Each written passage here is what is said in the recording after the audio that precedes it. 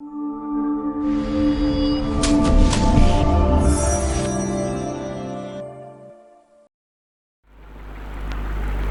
वालेकुम व्यूअर्स, आप देख रहे हैं स्टडी कन्फेशन। मेरा नाम उस्मान कियानी है। आज का हमारा टॉपिक है ऑपरेटर्स। आज के लेक्चर में हम देखेंगे कि हमारे पास कौन कौन से ऑपरेटर्स अवेलेबल हैं और इनको इस्तेमाल कैसे किया जा सकता है। अपकमिंग लेक्चर्स में ऑपरेटर्स का इस्तेमाल ज़्यादा होगा तो हम इन ऑपरेटर्स को मज़ीद डिटेल के साथ भी देखेंगे। तो आइए आगाज़ करते हैं। इससे पहले किसी भी वेरिएबल को डिक्लेयर करना और उसे इनिशियलाइज़ करना, इसके बारे में हम बहुत डिटेल से पढ़ चुके हैं। फॉर एग्ज़ाम्पल अगर मैं यहाँ एक लाइन लिखूँ, मैं लिखता हूँ int a equals to 5, sorry a equals to 5। तो इस एक ही लाइन में हमने वेरिएबल को डिक्लेयर भी कर दिया और उसे इनिशियलाइज़ भी कर दिया है। अगर हम चाहें तो हम इसे दूसरे तरीके से भी लिख सकते हैं।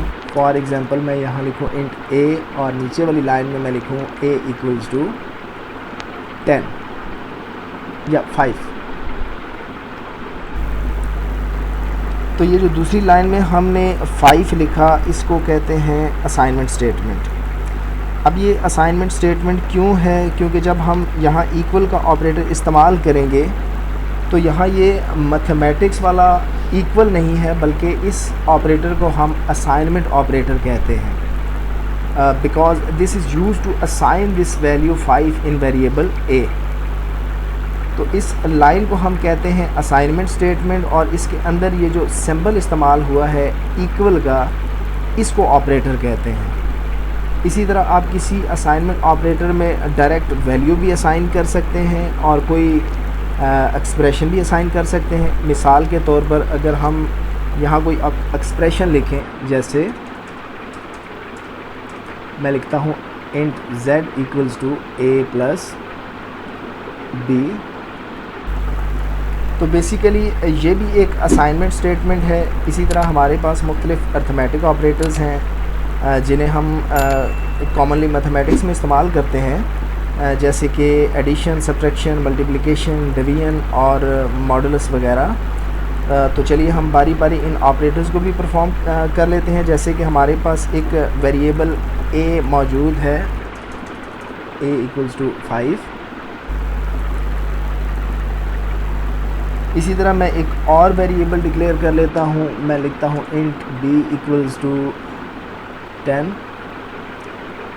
और मैं चाहता हूँ कि मैं इन दोनों वेरिएबल्स को ऐड करूँ, तो मैं एक और वेरिएबल जो है वो डिक्लेयर करूँगा ऐड के नाम से, और मैं लिखूँगा add equals to a plus b, और मैं इसे सी आउट करवा देता हूँ।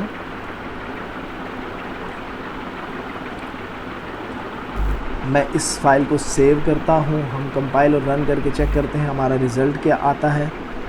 जी, तो हमारा रिज़ल्ट आया है 15, क्योंकि हमारे a वेरिएबल में वैल्यू पड़ी हुई थी 5 और b में पड़ी हुई थी 10। तो इसने दोनों वेरिएबल्स को ऐड करके उसका रिज़ल्ट जो है वो ऐड वेरिएबल के अंदर स्टोर किया और हमने उसे सी आउट किया, तो हमें वैल्यू मिली 15। अब मैं इस लाइन को कॉपी कर लेता हूँ, क्योंकि हमने सारे के सारे अर्थमेटिक ऑपरेशंस परफॉर्म करने हैं जो कि अप्रॉक्सीमेटली 5 हैं। तो मैं इसे 5 दफ़ा नीचे पेस्ट कर लेता हूँ।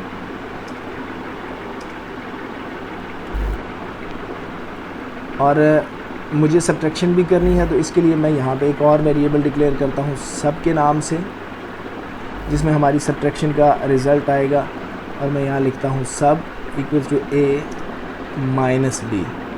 इसी तरह मैं बाकी वेरिएबल्स भी डिक्लेयर कर लेता हूँ। मैं यहाँ लिखता हूँ मल्टीप्लिकेशन के लिए, यहाँ हम डिवीजन के लिए लिखेंगे डिव, और मॉडुलस के लिए मैं लिख लेता हूँ मॉड।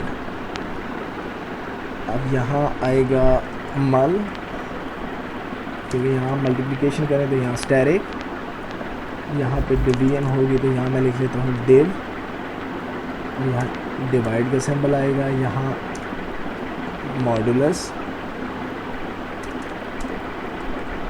मॉड। अब मैं जो भी ऑपरेशन में परफॉर्म करूँगा इनको मैं सी आउट करवा लेता हूँ। मैं यहाँ लिखूँगा सी आउट सब, क्योंकि हमारा सब्ट्रैक्शन का रिज़ल्ट जो है वो सब में पड़ा है। इसके साथ साथ मैं यहाँ ऊपर जो है एंड एल कर लेता हूँ ताकि हमारे रिज़ल्ट सारे जो हैं वो अलग लाइन पे डिस्प्ले हों। तो मैं यहाँ नीचे भी एंड एल कर लेता हूँ। मैं इस लाइन को कॉपी कर लेता हूँ और मैं नीचे इसे पेस्ट करूँगा। यहाँ आएगा हमारा मल,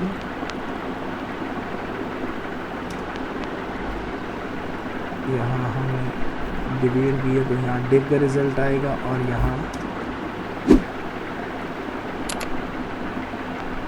मॉडुलस। मैं इसको सेव करता हूँ, कंपाइल और रन करते हैं, देखते हैं हमारा रिज़ल्ट क्या आता है। जी तो व्यूअर्स आप देख सकते हैं कि यहाँ पे हमारे सारे के सारे रिज़ल्ट्स जो हैं वो शो हो रहे हैं, जो कि बिल्कुल एक्यूरेट हैं।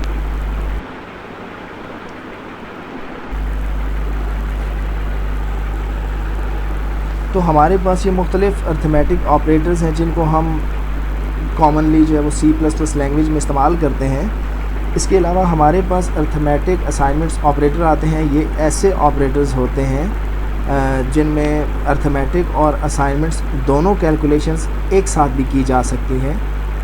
फॉर एग्ज़ाम्पल मैं इस कोड को रिमूव करता हूँ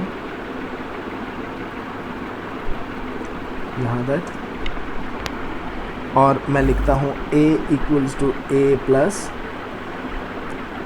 10 और मैं इसको सी आउट करवाता हूँ a को, क्योंकि हमारा रिज़ल्ट a में आया है। तो मैं इसे कंपाइल और रन करता हूँ, देखते हैं हमारा रिज़ल्ट क्या आता है।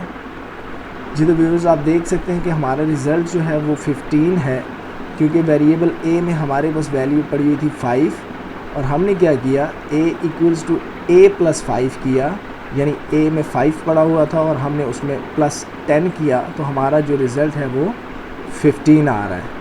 तो इसने क्या किया कि इसने a वेरिएबल की वैल्यू को जो है वो ओवरराइड कर दिया और अब a की वैल्यू बन जाएगी 15। इसको आप इस तरह से भी लिख सकते हैं।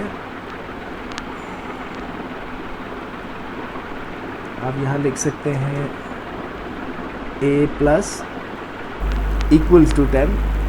ये भी हमें ऑलमोस्ट सेम रिज़ल्ट ही देगा। जी व्यूअर्स देख सकते हैं आप यहाँ पे हमारा रिज़ल्ट जो है वो 15 आ रहा है।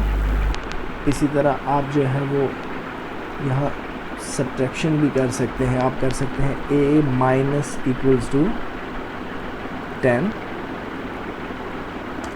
a multiply equals to 10, a divided by equals to 10 और a मॉडुलस इक्वल्स टू 10।